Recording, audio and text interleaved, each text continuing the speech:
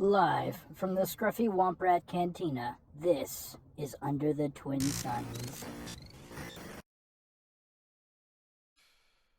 Hello and welcome back to Under the Twin Suns. Did you miss us? We took a week off. We understand, but I'm just gonna say it. 24 episodes in a row without a break, pretty good. I'm not too upset. It's me, Cole. I'm back with everybody else. Ruben, Chris, and Steve are here, and we're here to What's talk up, about guys? things.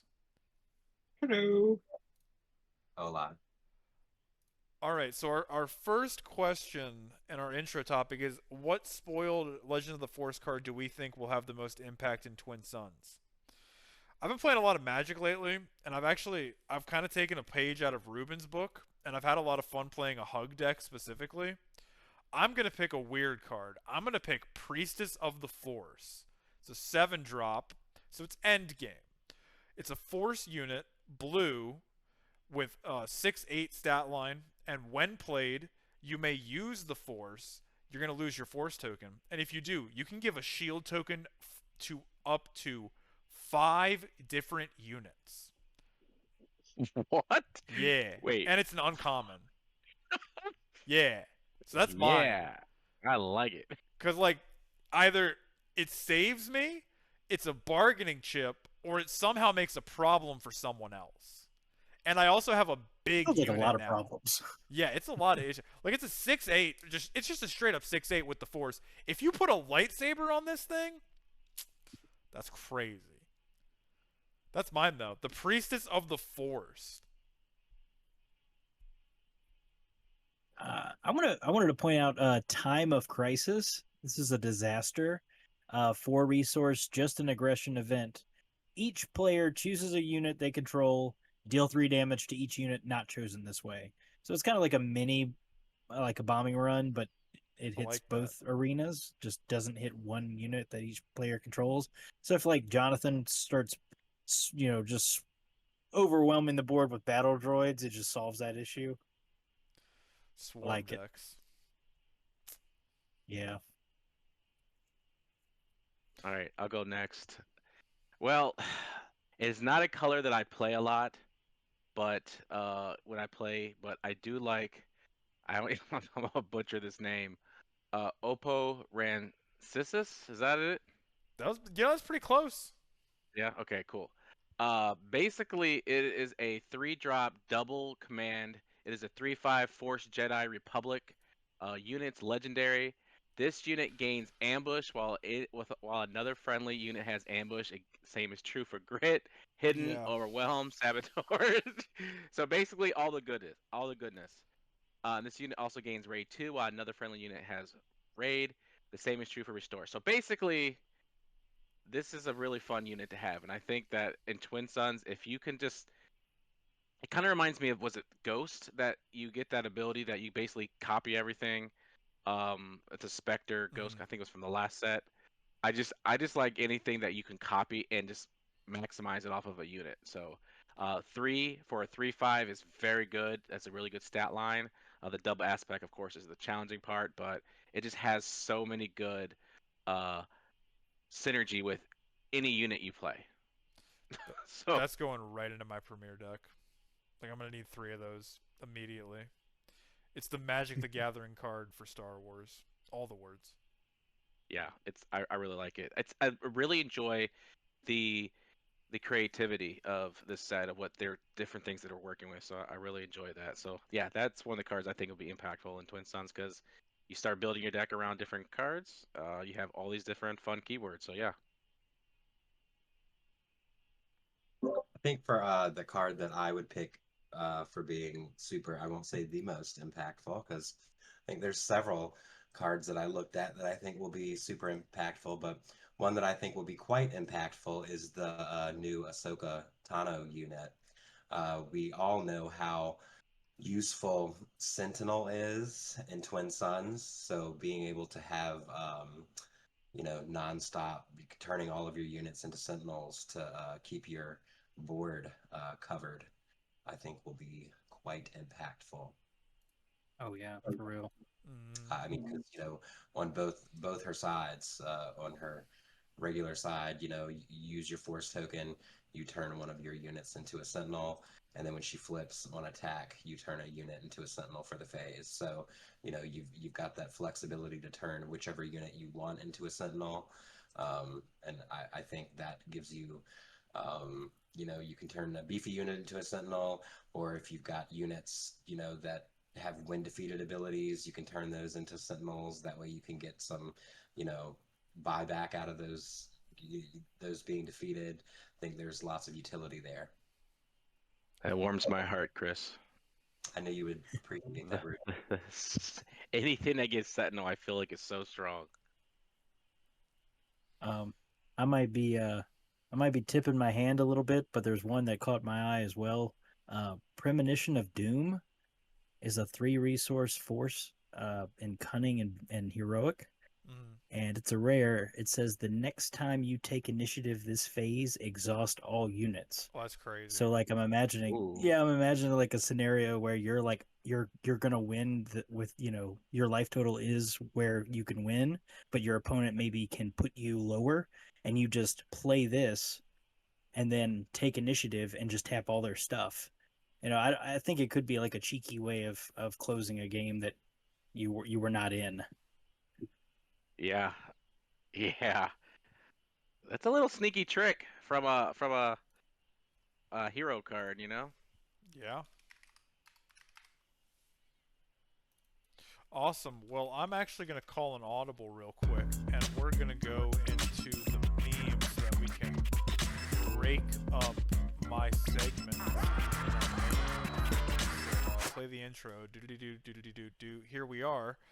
All right. So for this meme this week, I thought of I've been watching Resistance again. I'm giving it a try a couple episodes every couple weeks. Chris is right. It's really not that bad of a show.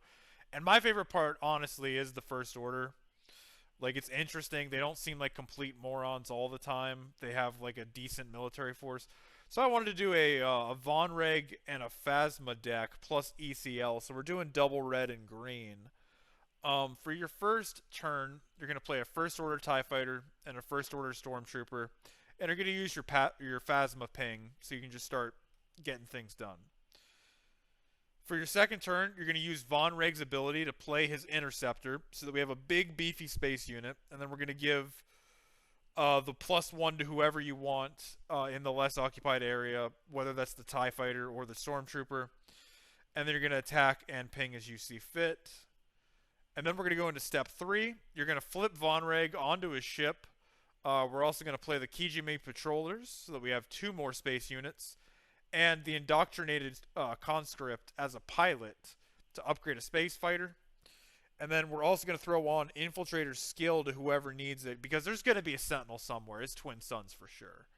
Then you're also going to ping with Phasma because, why not? And then for your final turn, which, mind you, is only turn 4, you're going to flip Phasma, and then you're going to ECL out the green Phasma unit. So the reason you're going to do that is the when played on that unit is also the on attack. So you're going to trigger it twice, and you're going to be able to give Von Reg's fighter and your Phasma leader +2/+2 for the phase, and then you can just start beating stuff up with all your little glass tanks. But yeah, that's the might of the First Order, is what I call that. I love its Phasma. Phasma is, in the movie, I'm not sure what happened with Phasma, but in the game so far, I like what you did. I appreciate it. Yeah, she suffers from the Boba Fett issue where she doesn't have a lot of lines. She gets defeated really easily, but in expanded stuff that's not just the main movies, she's really cool. But yeah, that's that. So we're gonna go into our main topics now. So TCGPlayer recently released an article for the top 10 best cards in Twin Suns, and we're going to talk about whether we agree or disagree on that. For the most part, I did agree. There's a couple here that I'm like, I don't know if that's best. It's good. I completely agree with Redemption. I mean, as long as you're getting to 8, which it really does sound like guys were in the minority on this one for not getting to 8 consistently, which kind of maybe shows I need to chill with the aggro. But for the most part, I agree with number 9, which is Redemption. I will also link this article below. But yeah, I agreed with most of this stuff. What do you guys think? Um, ATDP occupier kind Yeah, of surprised me a little bit. I also was kind of surprised by Zero the Hut. That's one that I never really thought about, and I can actually see it being pretty good. yeah. I was surprised at the lack of confiscate. They did play Like, disabling Fang Fighter because I guess you could get two things yeah, out of that. But yeah, I was also surprised Confiscate was not on there. disabling Fang Fighter definitely better than confiscate, but I would have picked confiscate just because you can put it in any deck. You don't have to play aggression. Yeah, And there's no War Juggernaut on this list. It's I kind of was also strange. surprised that's not on there. But yeah, Smuggler's Aid would have been my number one. Yeah, that one makes 100% sense. And I agree with Ramp being number 2 because as we've said Yeah, time and time again, if you're ramping, cool, you have a huge advantage. there's two Uh, Sentinels on the list. Definitely makes sense. I was also surprised by ATDP Occupier, but once I thought about it, I was like, you know what? Yeah, if there's enough people I playing, mean, there's a swarm deck or something. Yeah, there's gonna be enough to get a cheaper unit out. very easily could be free. Hot Shot Blaster makes sense because then you always have something to smuggle, which is nice. I love Bright Hope. I run it in my Premier deck. My only issue is in Twin Suns. I don't know if you always have the unit to spare. That's my only issue with it, but it's still good. I think Concord Dawn Interceptors is a little scarier on the other side of the table. Yeah, the Just three 'cause drop it 1/4. Yeah. comes down earlier. It hits a little harder when you Mhm. attack into it. I think the with Bright Hope, the be it sometimes it hurts to return that card to your hand, but on the flip side, you get to draw a card, and Mhm. sometimes that's super important in Twin Suns. 1,000%. And it's also harder to draw cards. So I agree completely.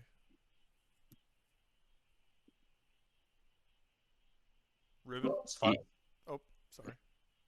as far as the rest of the list goes, I agree completely with what you said, Cole. Um, I agree that these are all good cards.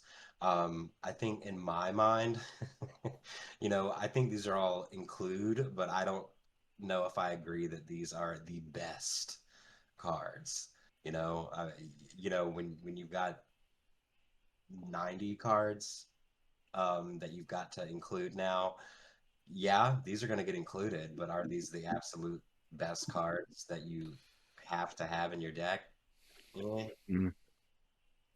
I don't know if I'm necessarily going to be on board with that. Um, because and at the end of the day, they put Smuggler's Aid as number one. Okay, yeah, it's great to heal 3 damage from your base, but if it's against that and a unit that's going to give me restore 2 and be able to attack, Mhm. or defend, however, I'm going to play the unit with restore 2 versus Smuggler's Aid and heal 3 damage one time off my base. So yeah, I just Smuggler's Aid would not be my number one have to have card for Twin Suns. I was surprised Luke Skywalker wasn't on here just because that's just such a good card. Yeah, I'll chime in my thoughts in here. I'm not loving this list. I think there's You think so? maybe, Yeah. yeah, I think there's a few good cards in here. Again, maybe it's our pod that we play in. Redemption never gets played. Uh, Zero the Hut. It's in one of my decks.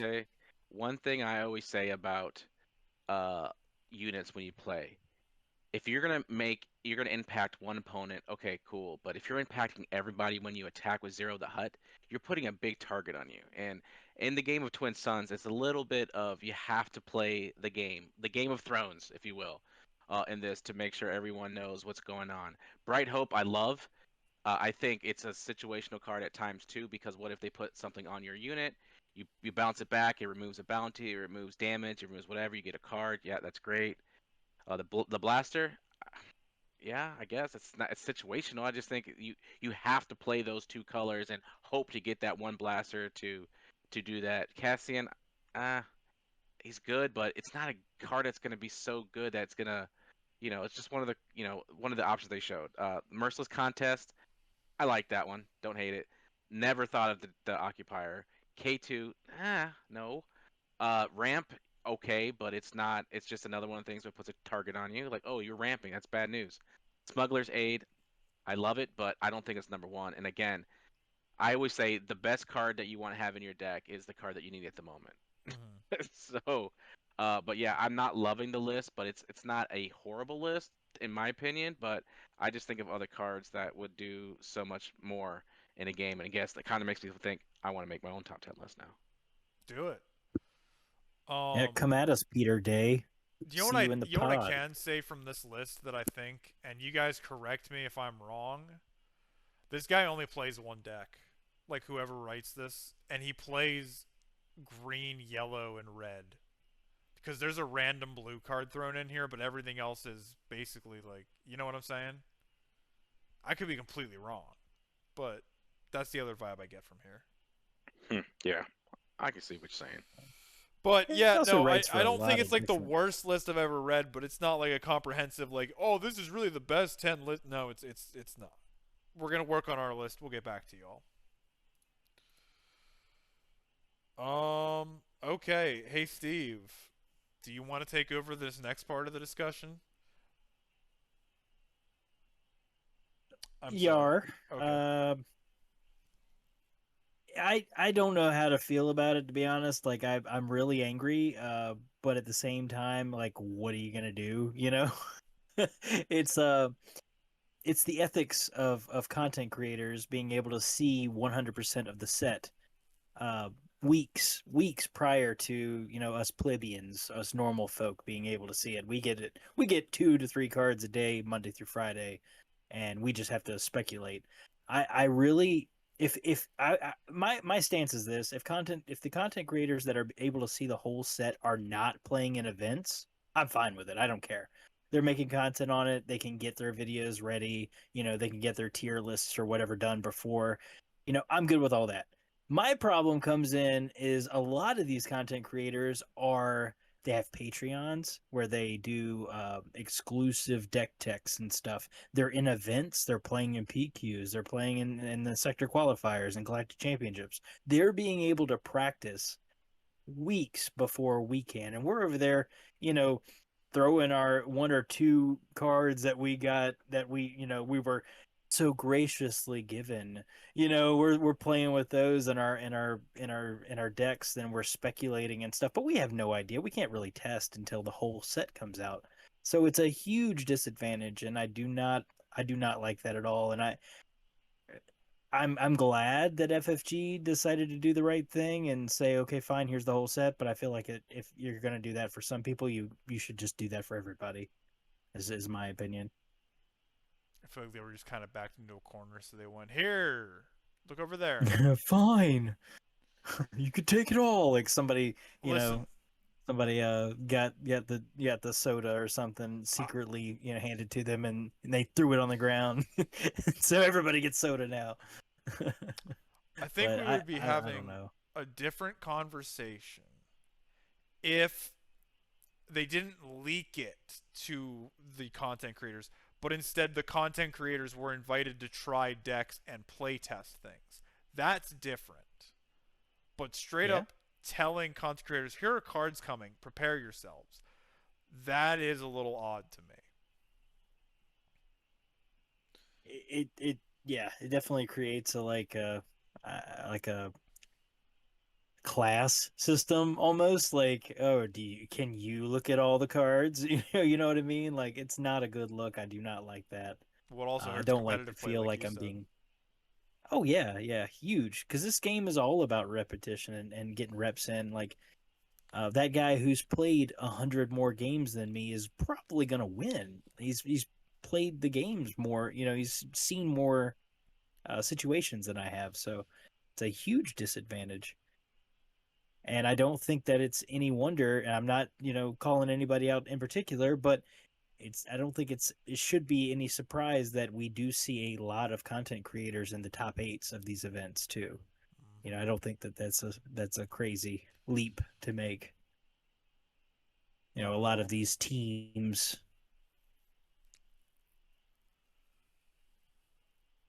Yeah, I agree with that. I think one of the main, aspects of all this is FFG has a reputation that it's shaky at best. Mm-hmm. Um, when they announced Star Wars Unlimited, as a former Destiny player who I felt was just like, oh, you guys broke my heart when you discontinued Destiny.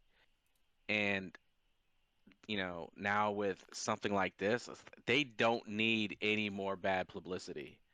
Uh, you know, just something like that could just really damage the reputation of a game and just like the credibility is like, okay, well, how are we going to compete with these guys if they're already way ahead of the game in the curve because it played so many more cards or played so many more games so they know what's out there.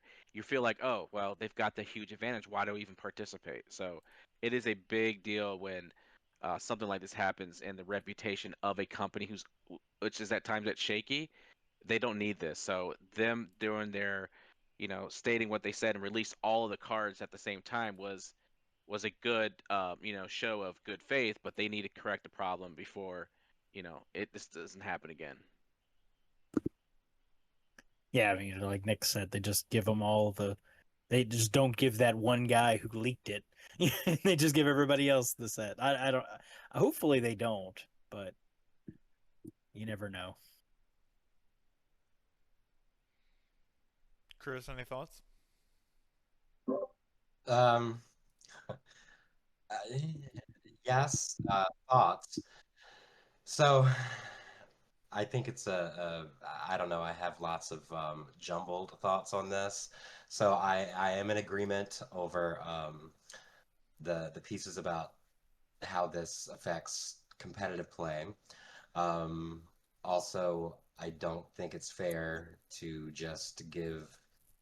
I agree about, I've talked about playtesting and using real players for playtesting, etc. In the past. So I think it would be great if folks were given, new sets and prototype cards for playtesting as opposed to just leaking an entire playset to,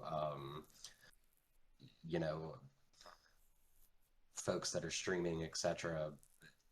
Giving them everything and then this happening. It just makes more sense to me that way instead of saying, here's all the cards, here's all the artwork, prepare your, your live streams and all of that. It just, I get the importance of marketing and, the need to help build up publicity around the new sets coming and banking on streamers and everything for the sets coming up, but at the same time this is causing an issue obviously, and as someone who's not as competitive, this has not been great for a great experience for me either. We've been, Cole, you and I have been delving back into Magic. I've been getting into Final Fantasy, the trading card game. And so now, I'm trying to balance all of that with this new set because, we're used to taking the 2 or 3 cards coming out at a time and learning the cards and how they're going to work that way. And now it's like all of a sudden, here's the entire set list.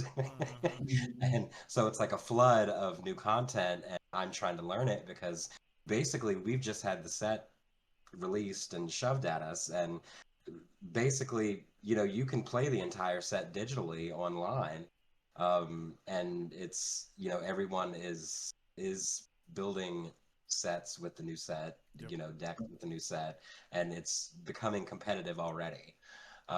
So Yeah, we feel I've behind and it's not out yet. correct. I've tried to build, just casually a couple of decks and test them out, and I've just gotten stomped. And people are completely, coming up with all of the combos already, You and I'm filthy casual. yeah, Dude, I That's you're like, a "Oh, that's a okay, great point. because That's a normally, great point. Like I know I've been playing Kylo. I really like the new Kylo leader, and he's kind of like one of the things. Like if you don't know he's coming, then you're gonna lose. But if you know he's coming, you can just hard counter it pretty easily. And I'm already running into like people mainboarding hard hate for Kylo. So like it's like, dang man, people are figuring this stuff out way too quick. Dude, it's crazy. That's Yeah, I'm with yeah. normally we go into our season where we play with all the new cards, and that's how we learn everything. And so I'm so used to that, and this has totally thrown everything off. And so just as a casual player, this has not been a great experience with how this was released. I'm gonna choose the glass half full. I'm looking forward to drafting this set. I think it's gonna be a phenomenal drafting set. But I'm 100% with Chris.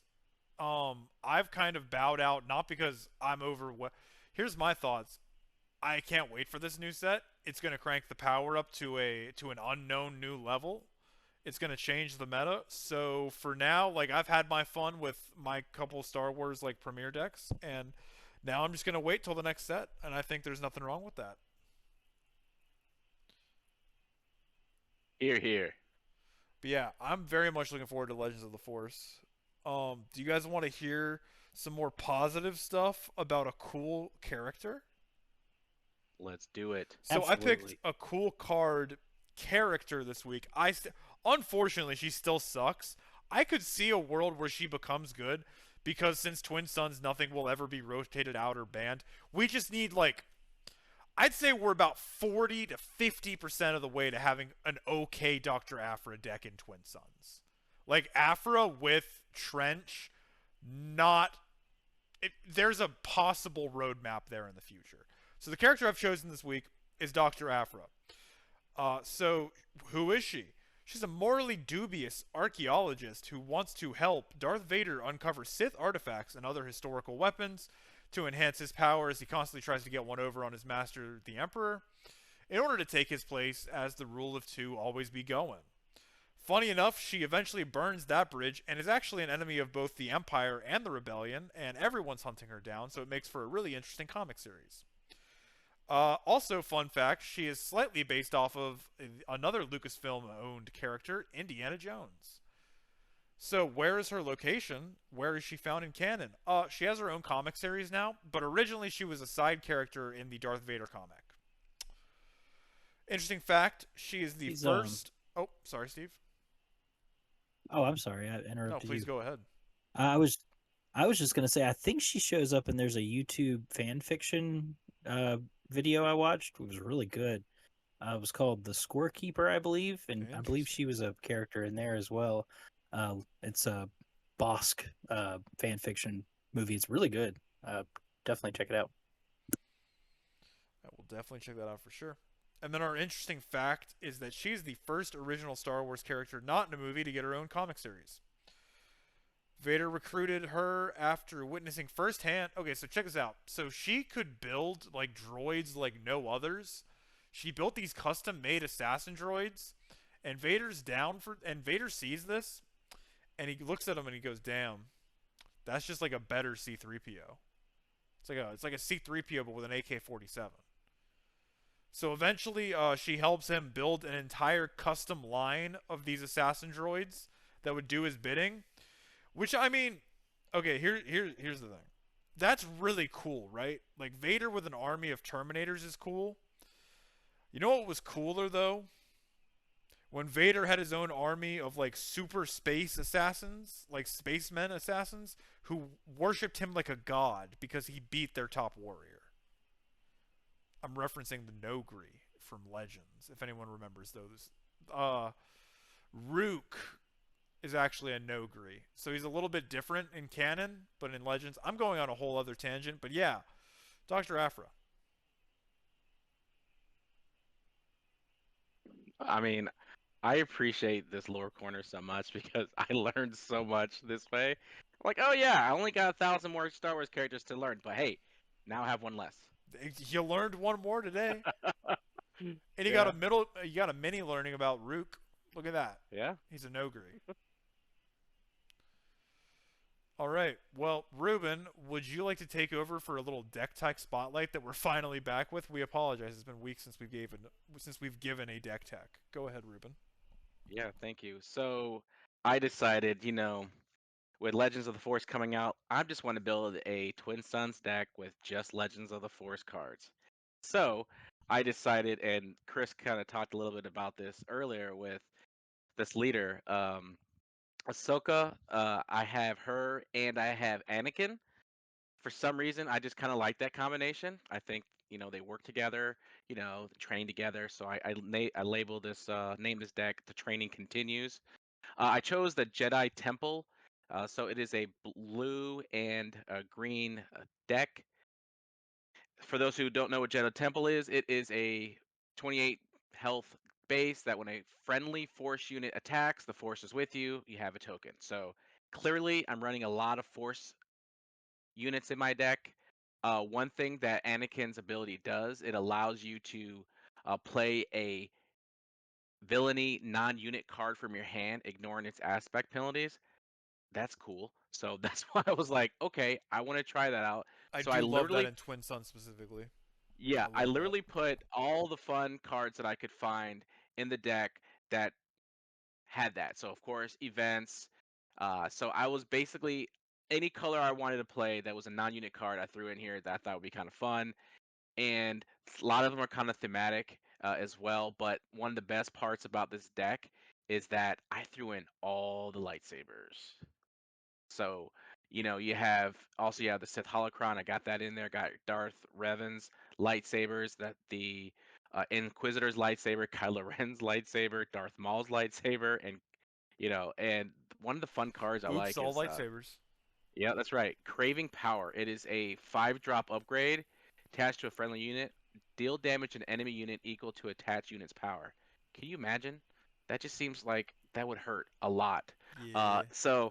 And I thought that this deck would be kind of thematic in regards to like how there's a lot of hate in this deck, and Anakin slowly goes to the dark side on this. So I really think with the way the deck is kind of set up, it really adds to that. But of course, Ahsoka Tano, of course, anything that gives my unit Sentinel, I love. So her ability is pretty fantastic. You use the Force token, which you should be getting quite a bit, and giving a friendly unit Sentinel for this phase. So I basically built my deck like there may not be a lot of Sentinels in the deck itself, but she has the ability to provide that favorite keyword of mine, Sentinel, in the deck. So that's kind of what I built the deck around: is 80 cards of Legends of the Force.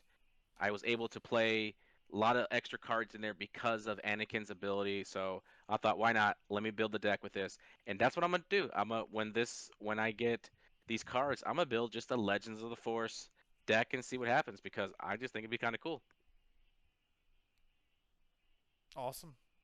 Shout out to random Petronaki opponent that I had the other day that said I casted the what is that card again? The one that you do the damage equal to the power, the craving power. Yeah. I played that. Uh, And he's like, "Oh yeah, underwhelming barrage." So Ah, that's yeah. funny. That's pretty funny. that's what I call it now. Yeah, that's cool. Yep, Craving Power. Yep. So that's a great deck, Ruben. It's fun. It's gonna be. I mean, just the fact that you have all. I mean, I have all the lightsabers in here from Legends of the Force. Are So you running Grievous? That'd be funny. That's that aspect though. no, if it's Grievous's, is it from Legends of the Force? No, I'm talking about Grievous, like the unit from No, no, the. no, no. This is Yeah. just a pure Legends of the Force Twin Suns. Oh, I got you. I got you. I got you. Awesome. Well, yeah, we'll have it linked below. Well, we're on to our final segment and our favorite little What's game. that card? Name that card. It seems I've won in the past, which is cool. So we can go with the order on my screen, which is Steve, Ruben, then Chris. And as a reminder, everyone will get 3 questions before attempting a guess. I have a card in mind from sets 1 through 4. Who's to say what it is? And now the guys get to ask questions and then guess what it is. Steve, would you like to start us off? Yes, I will start off with the best question first. What set is this from? Oh, it is from our set Jump to Light Speed, set 4. Set 4, okay. Does this card have keywords And if so, what are they? It has a keyword piloting.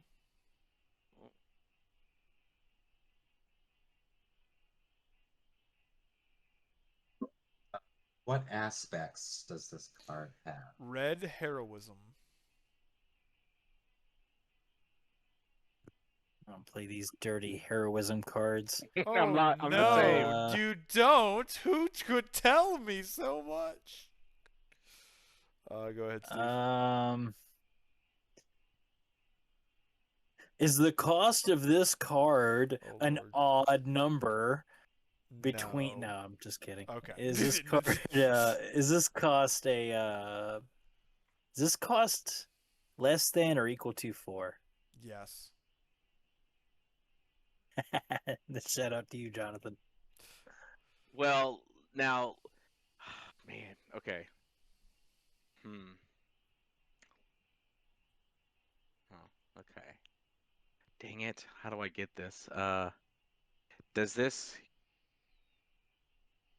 What traits does this card have? That's the tags, right? Yeah, like Force, Yeah. Jedi, Republic. New Republic pilot. Is